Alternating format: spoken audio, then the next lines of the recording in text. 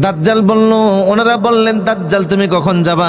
দাজ্জাল বলল, 3টা আলামত যখন প্রকাশ পাইবে তখন বুঝবা আমি যাব। 1 নম্বর, আমি যখন যাব তিব্রিয়া সাগরের ভিতরে কোনো পানি থাকবে না। এই সাগরটা 3 কোণা বিশিষ্ট, মূল অংশটা হলো ইরাকে, এটার মধ্যে এখন তেমন কোনো পানি নাই। সে বলছে তিব্রিয়া সাগরে যখন পানি থাকবে না তখন আমি যাব। 2 নম্বর, জুগারের ঝর্ণার ভিতরে যখন পানি থাকবে না তখন আমি যাব।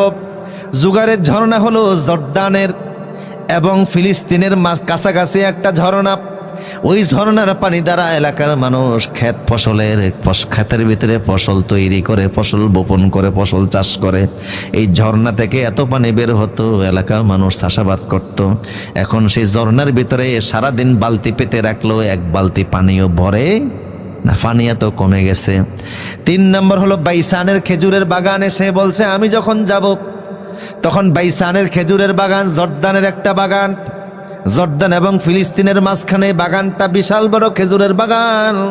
সে বলেছে আমি যখন যাব তখন বাইসানের খেজুরের বাগানে কোনো খেজুর থাকবে না।